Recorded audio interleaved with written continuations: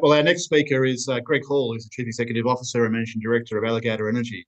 Alligator Energy is a uranium developer bringing a new ISR project called Samphire in South Australia into production. Greg's a long-term veteran of the uranium industry, worked at Western Mining in Olympic Dam operations. He spent time with Rio Tinto. And he was actually the founding CEO of Toro, who we'll be presenting later on today as well. So, Greg, thank you for joining us. Over to you, and look forward to the update on Alligator Energy. Thank you very much, Andrew. Thanks for your time, and look forward to speaking to you about our group and our company. I'll just share the screen and try to give you some insights into what we're doing. Is that visible? That is visible. Perfect. Okay. Well, look, thanks very much.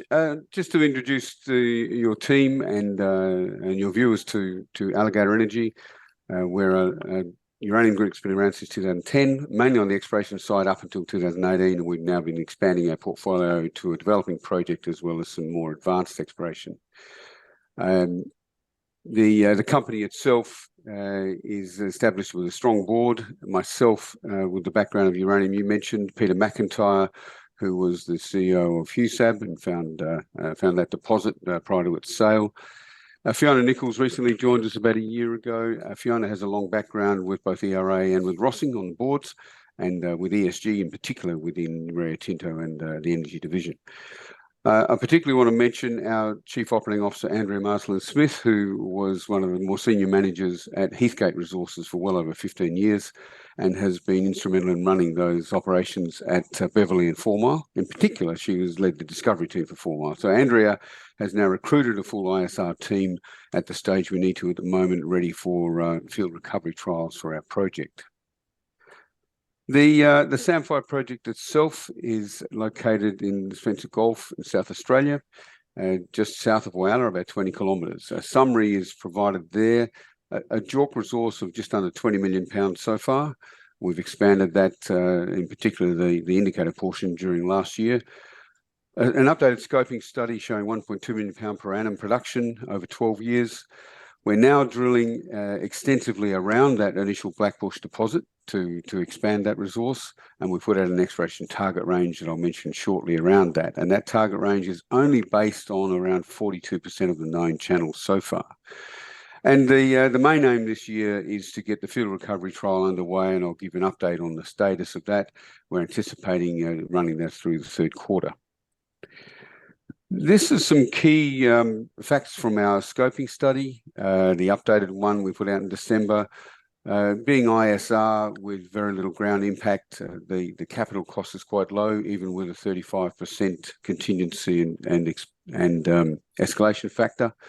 So 130 million Australian, a quick payback at 75 US a pound at about a 42% IRR, and after tax 250-260 NPV.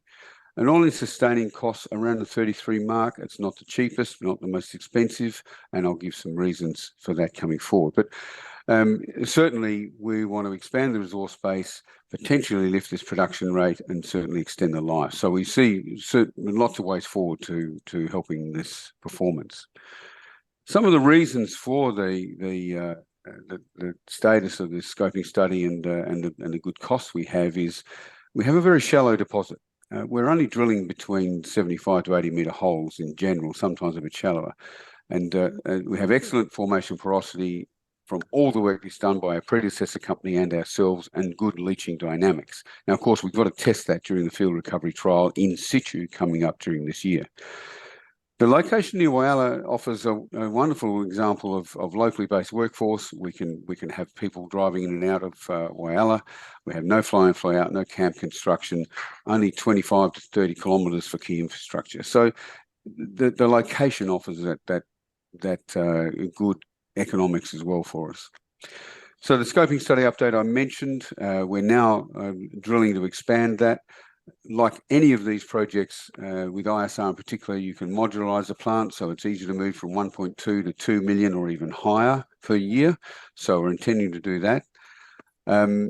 We've got further exploration underway now around the Blackbush deposit I'll talk about to do that. And we've got some efficiencies we need to establish. Because we've got hypersaline water, we're doing an RO plant and creating that fresher plume. It's not fresh, but it's just lower salinity in the area of the leaching.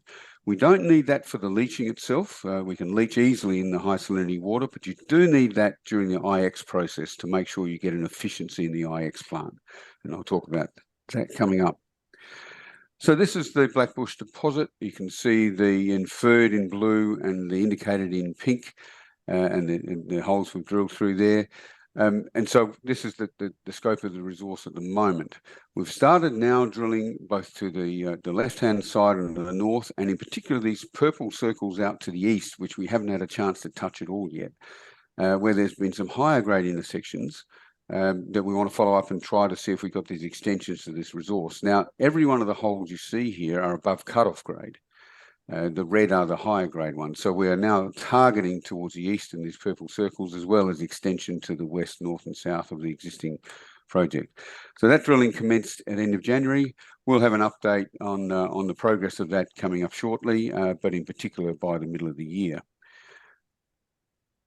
The other good thing about this area, and this was found initially by the previous company, and we've since expanded the footprint, is the known channels that potentially host uranium are easy to find. You've got a hard granite underneath, such a density contrast between the softer sediments and hard granite, that ground gravity works magnificently here. So we're just about to start some ground gravity in fact, we have started some ground gravity to the south of this channel area. And so that's going to extend that area further to the south. So we've really got 10 to 15 kilometres of distance with these channels that are involved. In particular, we've identified about 64 kilometres of known paleo channels. 10% are well explored. That's mostly Blackbush with a little bit of the Plumbush deposit. 32% are mineralised, and we've only taken our exploration target range from that initial 42% of known mineralised channels. We've been quite conservative on the low end side, with some optimism on the high end side. So you can see that already we've got some potential to grow this around the Blackbush deposit from the previous diagram, and we're now starting to look broader in the broader channel going forward. So our aim here is to emulate other ISR projects around the world. Beverly started at 1.2 million pound per year. That grew, it found 4 Mile, that grew, now running at 4.5 million pound a year. You know that URE are restarting up at around £1 million a year. They're already planning to expand beyond that. Boss Energy is a classic example that once you find a field, you find expansions to that field. And so they're now going to be restarting at about 2.5. So we believe that we've got an economic and cash flow positive project now running through at even the long-term pricing of 75. And we'll be able to take this further forward. The fuel recovery trial, the pilot plant for this is a containerized, 2 major containers pilot plant with some other mobile facilities. That pilot plant is currently in wet commissioning in Adelaide, and so that'll be up on site in preparation for the fuel recovery trial to start. We have already purchased all the resin we need. We've purchased a lot of the consumables we need, which are up at our yard in Whyalla. So we're awaiting the retention lease approval on that. We're drafting the PEPR, which will be required to be lodged, and we're hopeful that we'll be constructing this around mid-year going forward into the third quarter. Now, this is an important part of the process because it will give the final proof to the significant bench scale testing we've done that the recovery is there, that the process we need to use for the reverse osmosis and then the IX will work, and that we can get a clean eluate out at the end of this process. The good thing about this is the pilot plant will be available to us to do field trials at other satellite deposits as we find them through this field, through this broader field, and that'll be of high value use for us going forward. Just to finish off, we've made a recent investment into EnviroCopper Limited, which is a privately owned copper ISR company based in South Australia. And ISR has access through its portfolio over the Kapunda copper fields and the Alfred West copper project in northern Yorke Peninsula. They are advancing the trials. They've done a lot of research into fractured rock aquifers in copper, a lot of modelling. They've engaged with both Adelaide University, the CSIRO, to do work. And they've developed some different eluents, some different lixiviants rather, to be able to extract the copper cleanly. And they're now doing their first field trial at Kapunda. Now, this has been funded by initially Oz Minerals, and now BHP have taken that over, and they're continuing to fund that Kapunda trial. They're not shareholders in the company, but they are after IP access. So we have put in place an investment proposal to go forward to take up to 50.1% in a stepwise manner based on how the performance goes for this. In particular, the funds we're putting in to help advance the Alfred West project, which is the one that's untouched. And that's what we're very interested in. Kapunda, of course, has old mining areas around it. And it's great for a good trial, and it could be a potential economic project. We think that Alfred West will be the real test. But yeah, they're working well. They've done their first push-pull test and now drilling the first ring for the circulation trial at Kapunda going forward. So we're very excited about this. South Australia has massive oxide copper reserves. It's not known how many of them could be amenable to ISR, but certainly between ECL and others, they've started to do that work. So we're excited about our investment here. It broadens us out into the energy mineral space, along with the nickel cobalt we have in another project, which augments our uranium. And also our team has uranium ISR experience in production, and Leon's team from EnviroCopper have the development and exploration experience. So it's good augmentation of our combined experience. So that's just a brief presentation, Andrew, to give your listeners a heads up about what we're doing. We have exploration both in Arnhem Land and greenfields in the Cooper Basin in sediments which have the same uranium sediments as Beverly and Honeymoon. But I won't go into those in detail except if you've got a question or so. Thank you. Thank you, Greg. Thank you for the overview. Greg, look, given your background and expertise, a question that would be fascinating, I think, for the audience to get your insights on is around the cost structures of these in situ leach operations, and what is it that drives the different all-in sustaining costs of different operations? I mean, you see numbers ranging, I think, from sort of the low numbers down, perhaps in the high 20s, up to numbers in the mid 40s for an all-in sustaining cost for an in situ leach uranium operation. What are the key drivers behind those differences? Well, look, depth of drilling is a key one because as even in our area, the ongoing capital every year you put in for the drilling is quite significant. So depth of drilling has a bearing there, and that's important. The cost of consumables, acid and resin, are big drivers. Lixiviants to a certain extent as well. So you can have that variation around the areas. If you have a high capital cost for infrastructure, for example, if you've got to do 300-kilometre power lines or more, then that puts a legacy cost issue on the project as well. So they're the sort of key drivers. Generally, the labour cost is not super high. It can be managed, but those are the sort of key drivers to these sort of projects. Now, I will temper this with the fact that I'm experienced in underground and open pit uranium mining, and Andrew is very experienced in ISR mining. So that's what I've learned over the time working with her so far. Yeah, okay. And I'd imagine the grade of the deposit is the key determinant then of the amount of acid that gets consumed. So your higher grade deposits, perhaps lower consumables. Is that right? And in fact, the consumption of acid can depend a lot on what are the other deleterious and other elements that are in either your groundwater or in the sands. So uranium leaches quite effectively, even in a not a very low acidic environment. It'll leach in an alkaline environment as well. So uranium can leach quite readily, but your acid consumption, if you've got pyrite, if you've got some carbonates, if you've got some carbons, if you've got lignites, they can be a big consumer of acid. So to keep that low pH that you need for the lixiviant to work properly, if you've got other elements in there that consume the acid, that can be a drama. In general, higher grade is great because you don't need to start new well fields so frequently. And so the number of holes you drill can be impacted by the grade of the material. Yeah.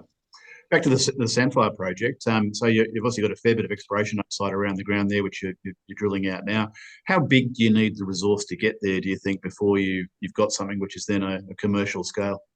The current resource we have is commercial scale. So when Beverly started, they started on around a 25 million pound resource, roughly. When Boss first started to put their plans in place, they're about 30 or 35.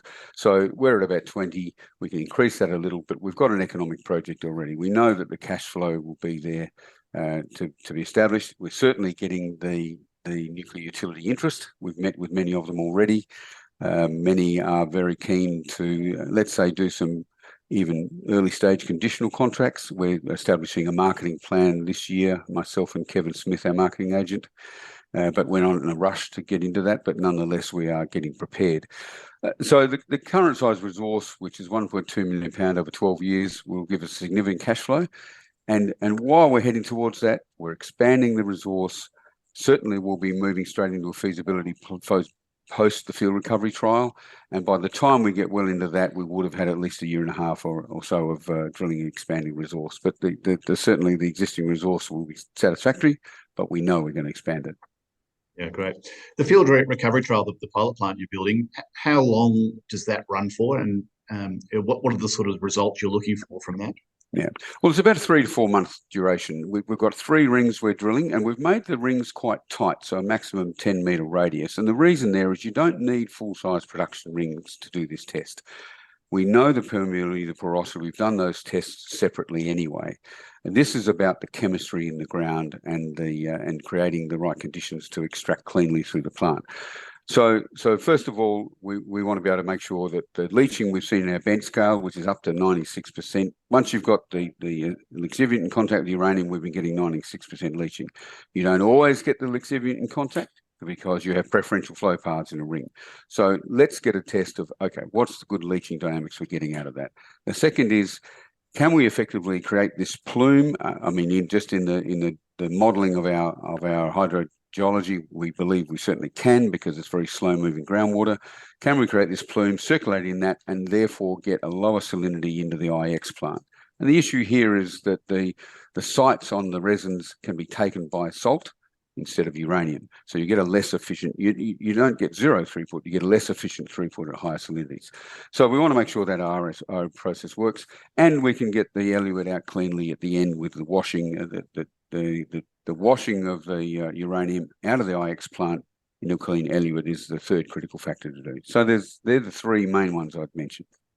Yeah, great. I think that that issue about the salts is something that those listeners who are familiar with Boss Energy and the Honeymoon project, it was one of the things that caused them issues in their previous iteration, which I believe they're now preconditioning and sorting that issue out. Any insights you've got on?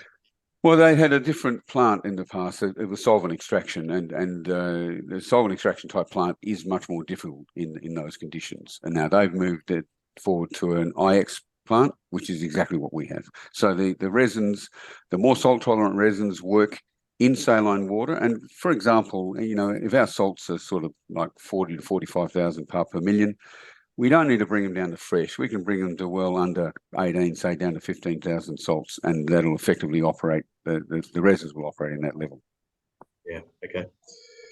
Greg, look, that's been terrific. Thank you so much for your time this morning and giving us the update on Alligator Energy and the Samphire project, and good luck with the drilling that's going on at the moment and the pilot plant trial. And we'll certainly all be watching with a lot of interest. Thank you very much, Andrew, and all the best. Cheers. Cheers, Greg.